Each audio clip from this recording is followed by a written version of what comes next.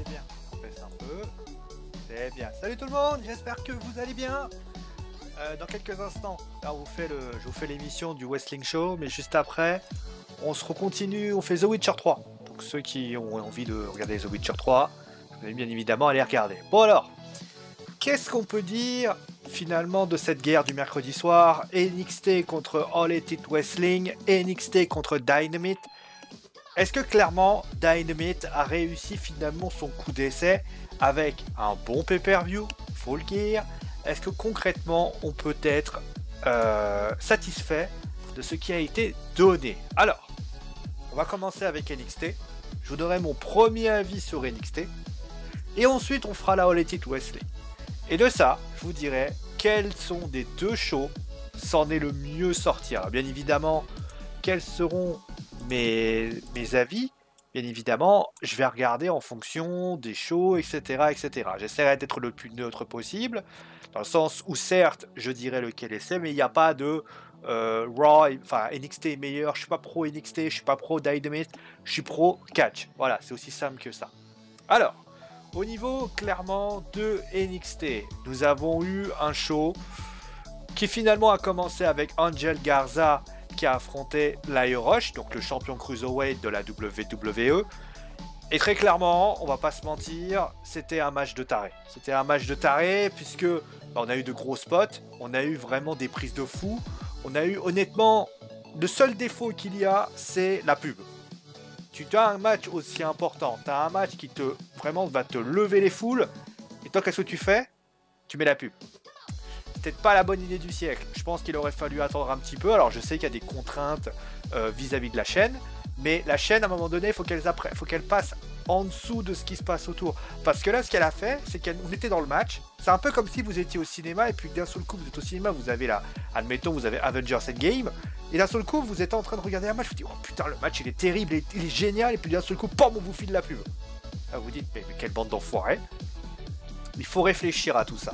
En tout cas, moi j'ai apprécié le match en lui-même. Honnêtement, c'était un super match et je tenais simplement à le signaler. Après, on a eu un match un peu plus quelconque qui faisait Ciali qui donc a battu Alia. Pardon. Clairement, Ciali. Moi, Alia, alors j'ai rien contre la jeune fille, elle a l'air d'avoir du talent. Mais le gros problème de Alia, c'est que j'ai quand même le sentiment qu'Alia a un vrai problème, c'est qu'elle va passer pour la greluche. Je pense qu'à un moment donné, je sais pas ce qu'ils veulent en faire, mais il va falloir bien réfléchir à tout ça. Après, Ciali qui gagne, je pense qu'il n'y a rien à dire de plus, c'est une victoire logique par rapport à ça. Ensuite, on a eu Shentorn qui a affronté Bronson Reed. Clairement, c'était pas un match correct, sans être exceptionnel. Il n'y avait rien de ouf. Je veux dire, c'est assez étonnant d'ailleurs de voir NXT faire deux matchs entre guillemets quelconques, peut-être pour aussi calmer le jeu, mais d'un côté ça avait lancé tellement fort le show qu'à un moment donné ils ont peut-être voulu redescendre un peu par rapport à ça. Ensuite nous avons eu un segment entre Finn Balor et le Disputed Era. Franchement, je vais être honnête, la présence de Finn Balor, je l'ai trouvé très anecdotique. Alors je sais que c'est une raison, c'est pour obliger le match qui aura lieu à NXT War Games la semaine prochaine. Clairement débriefing sur Geek and Sport d'ailleurs, pour information c'était ça, mais est-ce que c'était utile de le faire? J'ai comme le sentiment que Finn Balor il faut surtout pas le déranger, il faut surtout pas trop en faire, et le problème de là tu mets Riddle il fait partie donc de du match qui va affronter War Games, qui a affronté un Undisputed Era, donc ils le font venir, etc. Je suis pas certain que ce soit la bonne idée. L'idée qui aurait été intéressante, peut-être, alors que Johnny Gargano, justement, il faisait référence à Johnny Gargano, moi ce que j'aurais fait, c'est que j'aurais, alors vous dites ce que vous en pensez, mais j'aurais mis un War Games à 5 contre 5.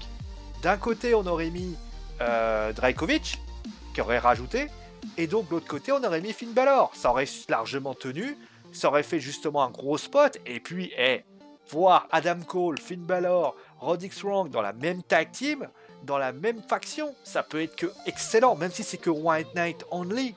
Et là, dans cette idée-là, je trouve que ça manquait de... Il manquait de trucs, il manquait des choses. Après, franchement, c'est là que vraiment où ça a commencé. C'est finalement quand la Undisputed Era est venue, quand il y a eu Matt Riddle, quand il y a eu Keith Lee, quand il y a eu l'arrivée de de Tommaso Ciampa, là, tu as eu vraiment un vrai sel qui est apparu.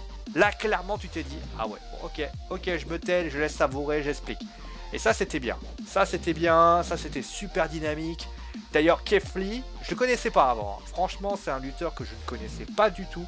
Et franchement, j'adore ce qu'il est. J'adore sa manière de parler, j'adore sa manière d'être.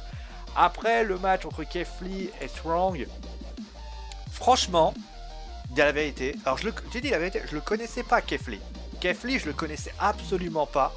Et je trouve que Keith Lee, c'est un sacré bulldozer. Alors certes, il le joue à la mode force pure, mais il a ce côté technique qui est plaisant. Il a un bon segment. L'autre côté, bon, Roderick Strong, on le présente même plus. C'est la technique et puis ça sort un putain de match. Ça te sort un putain de match. Et l'arrivée de Undisputed Era est plutôt bien. Ça fait venir Matt Riddle. L'attaque de Finn Balor, justement, te fait le match avec War Games. Il y avait de très belles transitions dans ce match. Et finalement, la victoire de Lee, je trouve qu'elle est bien. Elle est logique. Après l'arrivée de Djokovic, je pense que, comme je l'ai dit, peut-être un match 5 contre 5 aurait été plus fort. Après, ils veulent mettre Riddle de l'autre côté. War Games, ça va être particulier, dans le sens où Riddle, je pense pas qu'il gagnera contre Balor. Ça va être le premier match de Balor à NXT, il vient de faire son heel turn, je pense pas qu'il va gagner.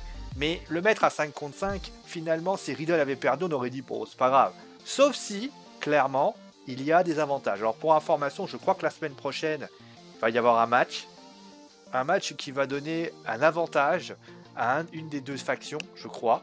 Alors je sais plus ce qu'il en est, alors peut-être que c'est, voilà, mais qu'on soit clair là-dessus, moi j'ai adoré ce match, j'ai trouvé que c'était vraiment de très très bonne facture. On a eu ensuite Scott qui faisait Frata Reed. Bah franchement, c'était un bon match, c'était un match correct. Après, la vérité, c'est que Scott, certes, il gagne, mais il passe son temps à bouffer le sol. C'est frustrant de le voir à chaque fois finir la gueule par terre. Moi, je me suis dit à un moment donné, bah, il va finir par, je sais pas, non. À un moment donné, il va peut-être y avoir un... Parce que Scott, je l'ai déjà vu il y a quelques semaines, c'était assez impressionnant. Mais je peux le comprendre. Bronson Reed est quand même un mec assez impressionnant. Mais quand tu le vois, en plus, il serre la main d'après, on aurait pu faire un face contre face avec un peu plus de côté serré. Ça aurait pu être sympa. Et puis on termine avec le match de la soirée, clairement. Mia Yim qui faisait face à Yoshirai. C'était un match de l'échelle, alors il faut savoir... Alors j'ai pas trop compris l'histoire de l'avantage. Qu'est-ce qu'elle appelle l'avantage? Clairement, il faudra peut-être se renseigner par rapport à ça. Alors, clairement, c'était un match de dingue. J'ai envie de dire simplement une chose. Beaucoup de personnes, des fois, veulent dire qu'est-ce qu'il faut faire pour un match de l'échelle. Qu'est-ce qu'il faut pour un match de l'échelle? Et souvent on dit, le réflexe qu'ont les personnes, c'est de dire, bah une lutteuse ne doit pas lutter comme un lutteur. Il ne peut pas prendre de spot comme un lutteur doit prendre de spot. Il ne doit pas prendre de bump comme un lutteur doit prendre des bumps. Là, ce match, clairement, je vous le dis, il a donné, clairement, si quelqu'un ne sait pas comment booker un match féminin de l'échelle, vous prenez ce match et vous avez tout. Vous avez tout ce qui est intéressant. Alors oui, il y a eu des bons matchs. Asuka, Charlotte et Becky Lynch qui ont été très grands. Ça, il n'y a pas de souci là-dessus. Mais moi, j'ai le souvenir notamment de certains matchs avec des Money in the Bank féminins qui n'ont pas passé. Parce que le Money in the Bank est battu donné. Et il faut, en fait, l'idée d'un match de l'échelle, c'est ça la force, d'un match de l'échelle. C'est pas comme tous les autres matchs. Les autres matchs, tu peux broder, Un match de l'échelle, c'est très particulier. Qu'est-ce qui est particulier, vous me dites? Eh ben, c'est au final, il faut ne pas avoir peur du risque. Il faut pas avoir peur d'avoir mal. Il faut pas avoir peur de prendre une échelle dans la gueule et pas souffrir. Je veux dire, c'est pas comme par exemple vous prenez une échelle. Vous prenez une échelle, par exemple vous prenez une chaise. Là, on parlera de la chaise après.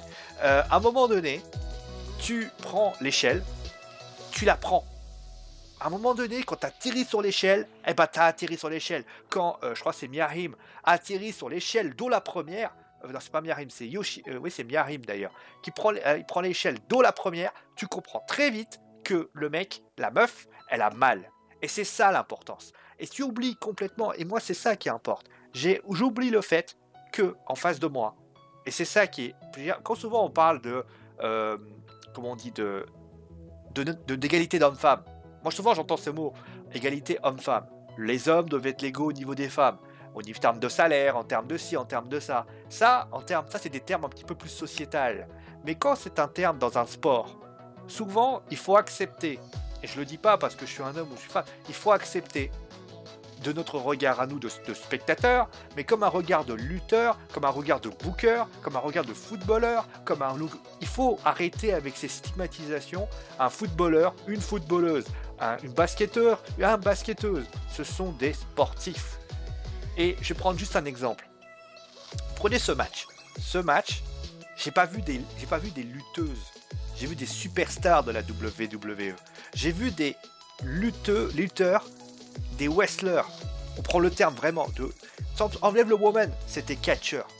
C'était catcheurs qui se sont affrontés et qui ont fait le travail de ce qu'était la lutte professionnelle. Et c'est ça qu'est la lutte professionnelle. C'est pas t'es une femme, bah, il faut faire un peu plus attention. Si t'es pas capable de tenir la cadence et de savoir qu'un match de l'échelle, il faut tenir sur une échelle et tout le reste, ne lutte pas. Ne fais pas ce match-là. Tu n'es pas fait pour ça, c'est pas de ta faute, t'es comme ça. Je veux dire, vous prenez Carmella par exemple. J'ai rien contre cette petite. Elle n'est pas à l'aise sur une échelle. Elle n'est pas à l'aise dans ce match. C'est pas de sa faute. Elle essaye. Mais c'est pas évident. On n'est pas tous nés avec une idée d'échelle. Les garçons le font pas toujours très bien. Vous me demandez de faire un match de l'échelle, moi, mais vous vous rendez compte, moi je vais partir en courant. Il faut du courage pour y aller. Et Carmella, je la respecte pour ça. Mais aux dernières nouvelles par rapport à ça. Mais quand vous regardez ce match entre Mia Yim et Yoshirai, il vaut 53 pay-per-view. Clairement, il vaut 53 pay-per-view. Il montre clairement ce que la lutte féminine doit partir. Quand vous voyez des matchs entre Becky Lynch, là il va y avoir Becky Lynch contre Shayna Baszler et Bayley, c'est un match à 3. Quand vous voyez les matchs à 3, ça va être un match apocalyptique. Parce que tu vois les 3, c'est un truc de ouf. Quand vous voyez le team Raw, le team... à un moment donné, il y a un team féminin. D'ailleurs, il n'y a pas de team NXT. J'ai pas de souvenir, enfin, si vous voulez. Ça aussi, il y a ça. Mais je vais parler justement de la concurrence après. Quand vous regardez la concurrence et que vous regardez comment ça va être produit, là, vous vous rendez compte qu'il y a des problèmes. Mais après, moi, j'ai beaucoup de plaisir à regarder le match qui avait été proposé. Moi, honnêtement, je le dis la vérité. Hein, le match, j'ai rien à dire. C'est du 5 étoiles. C'est du 5 étoiles. Yoshirai, elle a été incroyable. Mia Yim, d'ailleurs, elle s'est fait mal, d'ailleurs. Honnêtement, il n'y a rien à dire. Les 3, les 2, bravo. L'arrivée de Kaylee et de Dakota Kai peut être étonnant, mais c'est pas non plus dégueulasse. Après, l'avantage, il est pour la championne. Pourquoi pas? Pourquoi pas? Mais honnêtement, moi, j'ai... Bravo. Bravo. Franchement, j'ai qu'à dire. Bravo. Bravo, parce que clairement, on a eu un match. Voilà, on a eu des bons matchs. Voilà. Par contre, voilà, vous voyez, c'est ce que je disais quand je disais il faut faire attention à ce que tu fais. Juste après le match, t'as quoi qui arrive? Bayley. Bayley qui arrive avec une chaise. Bon, elle veut utiliser sa chaise, pourquoi pas? Mais, vous voyez, quand je disais, il y a des gens qui savent utiliser des choses et d'autres qui ne savaient pas l'utiliser. Quand vous regardez le match que fait Bayley, le moment où arrive Bayley, elle arrive, elle prend sa chaise déjà, on a l'impression que la chaise elle transporte un tractopelle, parce que sans déconner elle est comme ça. Putain, c'est une chaise que tu portes, la chaise elle pose peut-être 1 kg. Je sais pas, t'es plus grande que la chaise, à un moment donné, voilà, elle arrive, en plus elle est pas sûre de ses mouvements. Putain, frappe! Tu crois que Shayna Baszler, elle a pas pris des coups dans sa vie? Frappe! T'es à NXT. Si tu lui brises la nuque, qu'est-ce que ça va changer? Frappe! Non, tu frappes. Non! Et juste après, elle voit qu'en plus, son moment, là, elle fracasse la tête à la chaise parce que voilà, la chaise est au sol. C'est lent! Putain, on était bien NXT, on était bien, il y avait des matchs de... T'as un super match entre Mia Yim et Yoshirai, tu te dis, ah putain, on va pouvoir avoir un final. L'autre, elle arrive, juste parce qu'il faut conférencer le mot invasion, elle arrive avec sa chaise, elle a l'air de... Putain, mais tu prends Becky Lynch, elle prend sa chaise, elle la tape derrière, elle cherche même pas à comprendre. Bayley, elle arrive en mode, oh mon dieu, la chaise est trop lourde. Putain, Bayley, tu veux être heal, d'accord? Fais pas des Rousey. Et faire des Rousey, c'est pas de la merde. Donc voilà. Voilà pour ce qu'il s'agit de show NXT. En tout cas, moi, clairement, en conclusion, à part cet épisode un peu plus comique que tout ça, franchement, c'est le meilleur show de cette fédération NXT. Quand tu vois Raw, quand tu vois SmackDown, quand tu vois NXT, je sais pas NXT UK, donc je peux pas le juger, tu as le meilleur show de la fédération. Tu as du segment, tu as des grands matchs. T'as l'impression que les mecs, quand ils luttent avec la banane. Alors je sais pas si on peut considérer que c'est parce que c'est Hunter qui leur laisse carte blanche. Je pourrais pas expliquer. Mais t'as l'impression d'avoir un grand show. On verra avec la All Elite Wrestling parce qu'on en parlera tout de suite après. Mais clairement, j'ai adoré ce show. Et à chaque fois que je regardais NXT, il n'y a pas un moment où je me dis le show est pas bon. C'est impressionnant de s'imaginer. Il n'y a pas un mauvais show. Alors peut-être qu'ils sont en concurrence, ce qui fait qu'ils doivent se dépasser. Mais d'ailleurs, on va noter que les audiences étaient un peu plus faibles aujourd'hui. Donc ça veut dire... En fait, ce qui est un petit peu gênant avec NXT, c'est finalement que le show est excellent. Mais j'arrive pas à comprendre pourquoi les gens s'en vont, reviennent. Là, tu perds, je crois, 15 000 téléspectateurs. Tu perds, je crois, t'es à 700 000. T'étais à 850, t'es à 700 000. Pourquoi? Côté de la All Elite Wrestling, alors je crois savoir pourquoi d'ailleurs. Doit y avoir une... Moi, je pense qu'il y a une petite partie qui, pour ainsi dire, est encore indécise. Mais si tu fais des gros matchs comme ça peut être que très bien. Ensuite, je vais boire un coup, hein, parce que j'ai la gorge qui est un petit peu brûlée. Hein, voilà.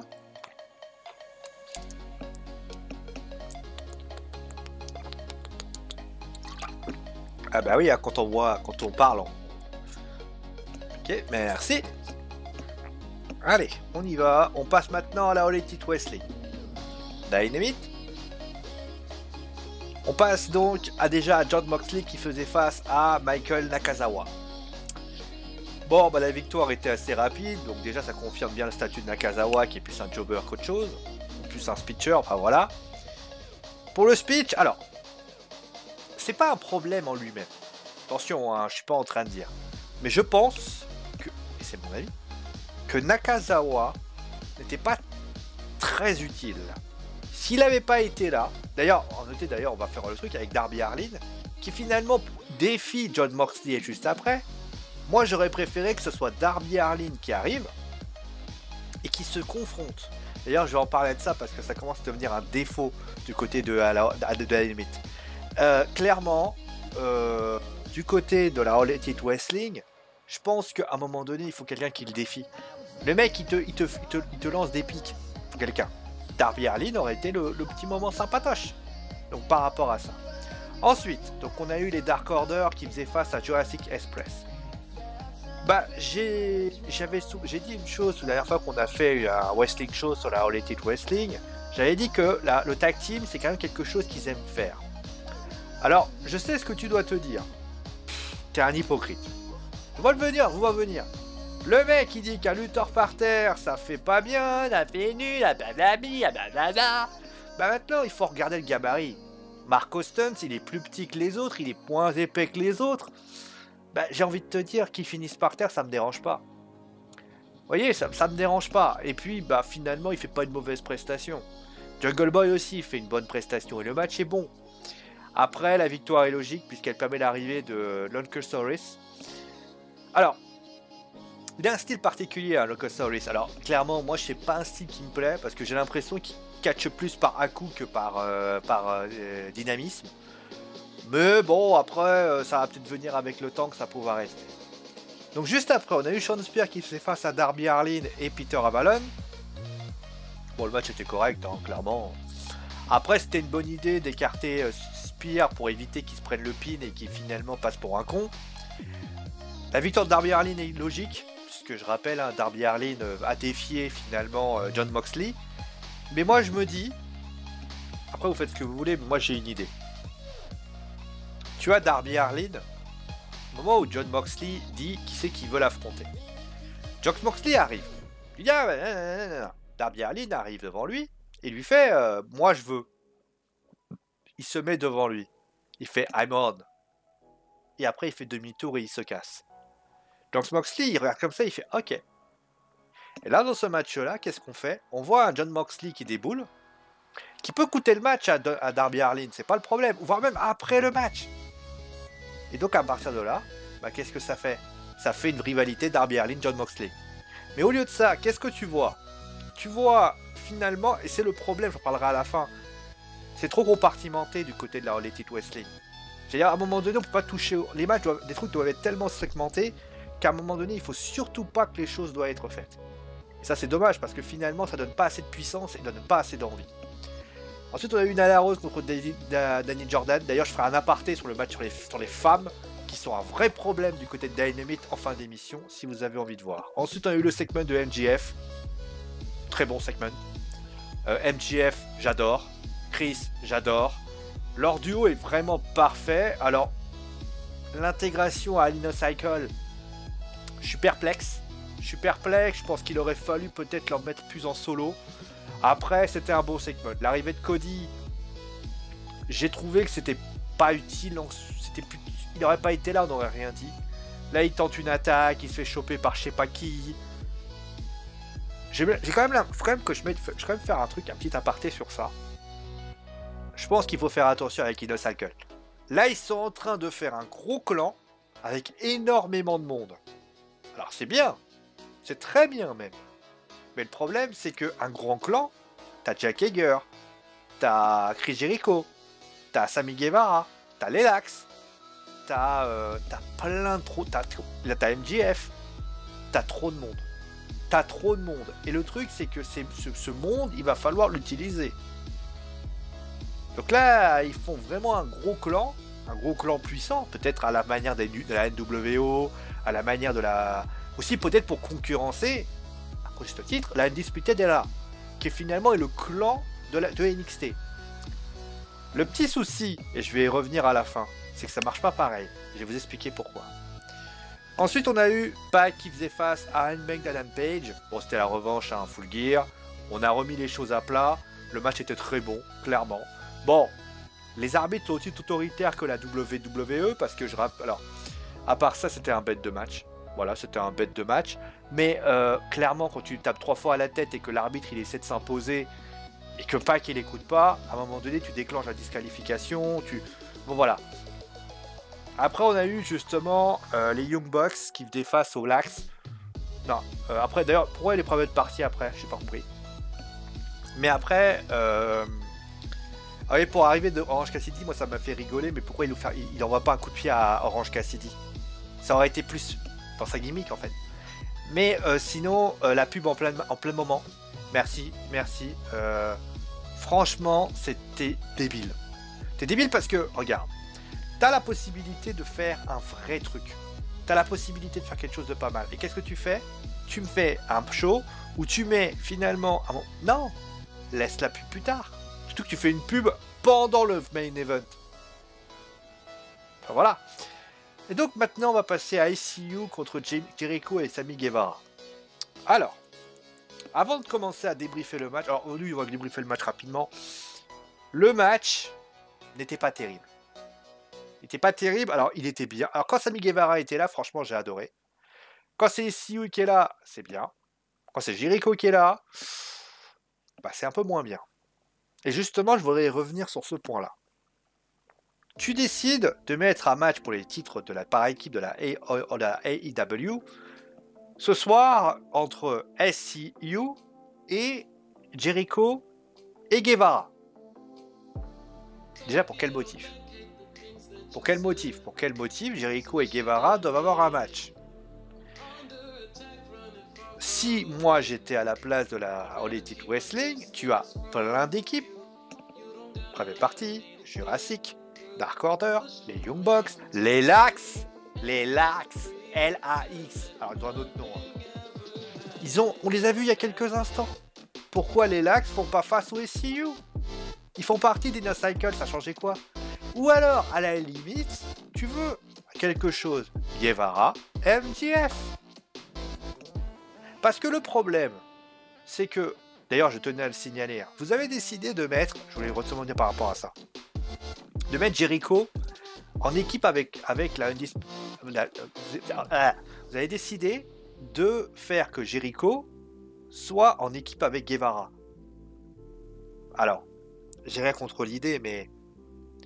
Vous voulez qu'en fait, si j'ai bien compris, c'était une sorte de suspense pour voir s'il pouvait y avoir une Undisputed Era, puisque la Undisputed Era, pour ceux qui se poseraient la question, récupère toutes les ceintures et le champion NXT toute la catégorie. D'accord. Moi j'ai une question. où est-ce que vous avez vu Roderick Strong allez demander un match par équipe alors que c'est Kyle O'Reilly ou Bobby Fish. Vous avez chaque chose qui sont à sa place. Kyle O'Reilly et Bobby Fish, titre par équipe. Roderick Strong, titre américain. Adam Cole, titre de NXT.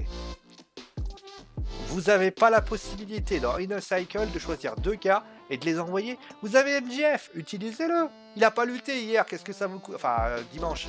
Il n'a pas lutté dimanche. Ça vous coûte quoi de le faire affronter quelqu'un? Je sais pas, à un moment donné, fais-le affronter quelqu'un. Fais-le affronter quelqu'un. Surtout qu'il n'y a même pas d'intervention. Le gars gagne par roll-up. Ah oui, d'ailleurs, Jericho qui frappe avec la chaise à la fin. Oh, je me moquais de Bayley, mais alors Jericho, c'était pas terrible.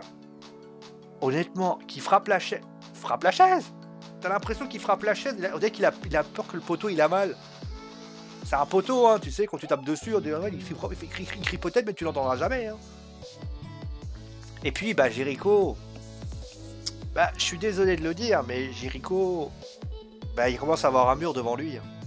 C'est-à-dire que le problème de Jericho, malheureusement, c'est que, vous l'avez forcément compris, l'âge commence à avancer. Il a 49 ans, Jericho.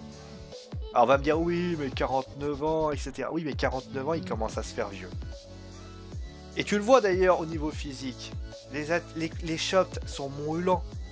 C'est pas comme si ça partait dans tous les sens. Le Jericho d'il y a, ne serait-ce quand il était avec Kevin Owens, il était un peu le pendant de Kevin Owens. Donc ça allait. Et puis finalement, ben, Jericho, il avait encore 46, 47, 48 ans. Là, il commence à tirer. C'est pas méchant, il commence à tirer. Alors certes, il a eu de la chance dans sa carrière de jamais souffrir de blessures importantes. Il n'a jamais eu une blessure de dingue où il a dû s'arrêter. Mais de toi à moi, il faudrait peut-être commencer à réfléchir. Surtout qu'on a des bons lutteurs qui sont présents, des Omega. J'ai fait une liste d'ailleurs. J'ai fait une bonne liste. Notamment des Guevara, bien sûr, MJF, Adam Page, Kenny Omega, Joey Nadella, Darby Allin, John Moxley, et j'en passe. Il faut pas que parce que Jericho est un nom ronflant que tu dois te dire, bah ce nom ronflant, on va pouvoir l'utiliser. Non, attention. Il faut que, du côté de la All Elite Wrestling, qu'ils fassent apparaître les nouveaux. Jericho fait partie de l'ancienne génération dorénavant. C'est pas péjoratif, il doit maintenant commencer à prendre. C'est comme si demain, vous aviez on le voit notamment, Triple H qui continue à faire ses matchs. Au bout d'un moment, Triple H, bah, il est comme tout le monde, il a du mal à tenir. Il est âgé, tout le monde est âgé, c'est comme ça. On a d'autres, voilà, c'est comme ça pour y aller. Après, le public en plus apprécie ces noms. Pour revenir à ce que je disais par rapport au match, bah finalement le match s'en ressent. C'est lent, ça manque de clarté, ça manque d'envie. Ça c'est bien dommage. Bon, qu'est-ce qu'on peut dire finalement pour ce show? Bah le show est bon. Le show est bon, il y a des bons matchs, bon les points négatifs. Alors, le segment est plutôt bien. Par contre, bon, deux squash, c'est étonnant, mais bon, on va dire que c'est pas gênant. Par contre, j'ai un gros point noir. Les filles. Regardez, qu'est-ce que j'ai mis en avant à NXT? Qu'est-ce que j'ai mis en avant à NXT? J'ai mis en avant quoi? J'ai mis en avant Mia Yim contre Io Shirai. D'accord? J'ai mis en avant Mia Yim contre Io Shirai. J'ai pas vraiment mis en avant, mais j'ai mis en avant Ciali et Alia. Il y a quelques semaines, je mettais en avant Bianca Belair contre Rhea Ripley. Je mettais en avant finalement la division féminine. Est-ce que vous êtes en mesure, sans me citer les deux là qui sont arrivés, de me citer la division féminine de Dynamite? Vous vous rendez compte quand même que la championne féminine de Dynamite n'était pas présente et n'est pas présente tout le temps. Ce que je veux dire par là, c'est que vous vous rendez compte que la division Tag Team est plus mise en avant que les filles. Si tu veux que la division tag team soit mise en avant, c'est pas ton problème. Mais si tu veux que il faut que la division féminine soit mise en avant. Je veux dire, une fédération, c'est un ensemble. C'est les filles, les garçons, c'est les tag teams, c'est tout. C'est un ensemble. Là, cet ensemble, on l'a pas à la All Elite Wrestling. Moi, si on me demande aujourd'hui de citer des lutteuses de All Elite Wrestling, je vais vous les citer, bien évidemment. Il y a Rio, il y a Nyla Rose, il y a... ah oui, d'ailleurs, j'ai en parlé d'Awesome Kong, parce que clairement, Brandy Rose, elle est arrivée, clairement, tout le monde s'est rincé l'œil, mais à part ça, elle a enlevé la petite mèche blonde, mais ça sert à rien. Ce que je veux dire par là, c'est qu'il faut peut-être réfléchir à comment mieux intégrer les lutteuses, et surtout, avoir une championne. Putain, mais avoir une championne, et pas une personne qui déboule à donner. Surtout que le match qui a été proposé ce soir n'est pas à la hauteur. Il est pourri, son match. Pas pourri parce qu'il y a rien d'intéressant. C'est un squash. Vous avez vu un squash féminin du côté de NXT en ce moment? Non. Donc finalement, c'est ça le problème. En plus, pardon de le dire, j'en ai parlé tout à l'heure. Tout est trop compartimenté à la All Elite Wrestling. Il faut pas déranger les autres matchs. Je prends un exemple. L'exemple concret que j'ai cité. Darby Allin va affronter Jon Moxley. Très bien. Fais défier Darby Allin contre Jon Moxley, putain. Et juste après, tu le fais faire son match, Jon Moxley déboule. C'est un truc connu de du monde entier, que déjà des lutteurs de plusieurs matchs différents dans la même soirée se défient. T'as Chris Jericho qui est dans le main event, pourquoi pas? Qu'avec Inner Cycle. À un moment donné, pourquoi tu ne mets pas, à un moment donné, du lien avec Cody qui peut redébouler? Ou autre personne, Dustin, j'en sais rien. Non, il n'y a rien. À un moment donné, tu compartimentes. Alors compartimenter, il faut que ce soit logique, bien sûr. Quand tu veux mettre, par exemple, un compartiment... Quand tu fais un compartiment, il faut être logique. Tu mets pas les... Par exemple, je suis concret. Pas les mecs avec les filles. Ça sert à rien. Sauf s'il y a une raison particulière. Tu mets pas des lutteurs qui affrontent d'autres lutteurs si à un moment donné, il n'y a pas de lien entre les deux. Ça, il n'y a aucun souci là-dessus. Prenons le cas, par exemple, de Finn Balor, Tommaso Ciampa, etc., etc. Même si c'est un peu de la mayonnaise un peu mal tournée, elle reste excellente. Parce que finalement, qu'est-ce qui se passe? Finn Balor arrive, Riddle arrive, la Undisputed Era arrive, ça fait venir Keith Lee, Tommaso Ciampa et ainsi de suite, et petit à petit ça arrive. Au bout d'un moment, t'as ça. À un moment donné, quand Matt Riddle revient, t'as Finn Balor qui déboule, vous voyez? Ça arrive. Alors vous allez me dire, oui, mais c'est qu'un gros segment.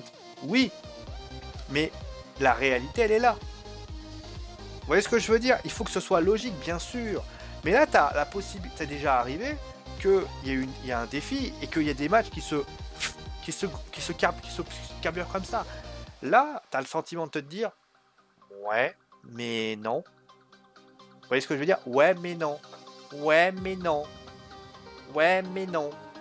Ouais, mais non. Je dis la même chose. Voilà. Voilà, c'est vraiment ça, c'est vraiment les deux points. Et puis finalement, au vu de ce qu'a fait NXT, je vais vous le dire, hein, NXT détruit Dynamite. Alors, ils ont une audience qui a augmenté. Je sais pas comment ils ont fait, mais Dynamite a baissé, est pas bon. Enfin, Dynamite est en dessous de NXT là. Et je comprends pas pourquoi c'est Dynamite qui finalement s'en sort le mieux. Il aurait dû avoir les mêmes audiences quasiment. Ça, j'ai pas compris. Mais je me soupçonne que c'est grâce à Full Gear. Je pense que Full Gear a lancé un petit truc. Les gens ont dit, tiens, on va aller voir ce qui se passe. Il y a eu un pay-per-view. C'est l'effet pay-per-view. Parce que sans le pay-per-view, je pense que tu vois la semaine prochaine, je serais pas étonné que Full Gear, l'effet Full Gear disparaissant. Alors certes, il y a deux gros matchs à la semaine prochaine. Il y a Moxley contre Allin, pardon, j'arrête pas de dire Arline. Il y a Private Party contre les Lax. Mais clairement, moi, j'ai envie de te dire, il va falloir faire beaucoup mieux. Parce que là, ça m'a pas du tout hypé, Dynamite. Et NXT m'a hypé. J'aurais mis les deux shows ensemble, clairement je regardais NXT tout le long. À part quelques moments, mais je regarde tout le long. C'est inquiétant. Bon voilà, merci à tout le monde d'avoir suivi l'émission, portez-vous bien, et on se retrouve donc très vite pour un nouvel épisode de Wrestling Show. Ciao tout le monde!